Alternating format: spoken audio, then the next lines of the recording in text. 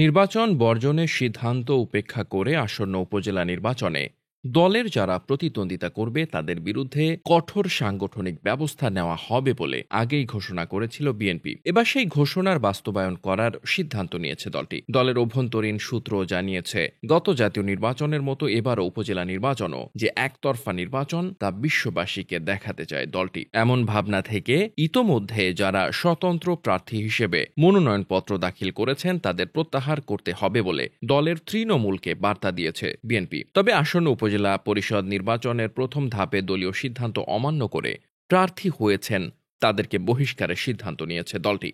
অবশ্য এসব প্রার্থীর অনেকে এটি দলীয় নির্বাচন নয় বলে দাবি করছেন, আবার কেউ কেউ জনগণ তাদের চাচ্ছে এমন অজুহাত দেখাচ্ছেন। এমনকি দল থেকে বহিষ্কার হতে পারেন সেই ভয় উপেক্ষা করেই নিজেদের এ অবস্থান জানান দিচ্ছেন তারা। আবার অনেকের দলে কোনো পদ পদবিও নেই, অনেকে বহিষ্কৃত। এরপরও যারা নির্বাচনে অংশ নিচ্ছেন তাদের বহিষ্কারের সিদ্ধান্ত নিয়েছেন বিএনপি হাইকমান্ড। শীঘ্রই এ সিদ্ধান্ত বাস্তবায়ন করা হবে বলেও জানা গেছে।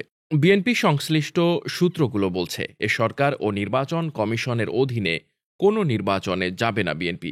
দ্বাদশ সংসদ নির্বাচনের মতো দলের এমন সিদ্ধান্ত স্থানীয় সরকার নির্বাচনেও বাস্তবায়ন করছে দলটি। এজন্য দফায় দফায় তৃণমূল নেতাকর্মী ছাড়াও কেন্দ্রীয় সাংগঠনিক সম্পাদকদের সঙ্গেও বৈঠক করেন নেতারা। দলের ভারপ্রাপ্ত চেয়ারম্যানের সঙ্গে অনুষ্ঠিত বৈঠকে নেতারা এই নির্বাচনে না যাওয়ার পক্ষে মত তুলে ধরেন। সেখানে নির্বাচনে অংশগ্রহণকারী ইচ্ছুকদের প্রথমে কাউন্সেলিং, নির্বাচনে না যাওয়ার আহ্বানের পাশাপাশি দলের কঠোর অবস্থানের বিষয়টি তুলে ধরার সিদ্ধান্ত গ্রহণ করেন নেতারা। এরপরও যারা সিদ্ধান্ত অমান্য করবে তাদের বিষয়ে কঠোর সাংগঠনিক ব্যবস্থা নেওয়ার হুঁশিয়ারি আগেই উচ্চারণ করেছেন বিএনপির শীর্ষ নেতারা।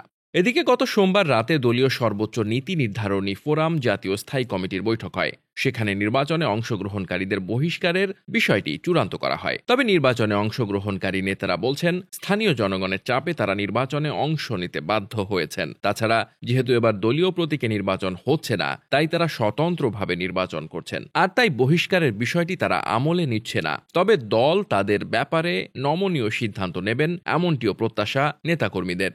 নাম প্রকাশ না করার শর্তে দিনাজপুর জেলার একটি উপজেলার বিএনপির প্রার্থী বলেন, মনোনয়নপত্র দাখিল করার পরে দলীয়ভাবে সিদ্ধান্ত হয়েছে নির্বাচনে না যাওয়ার। সেক্ষেত্রে নির্বাচন করব, দল যদি কোনো সিদ্ধান্ত নেবে। Desk report, বার্তাবাজার।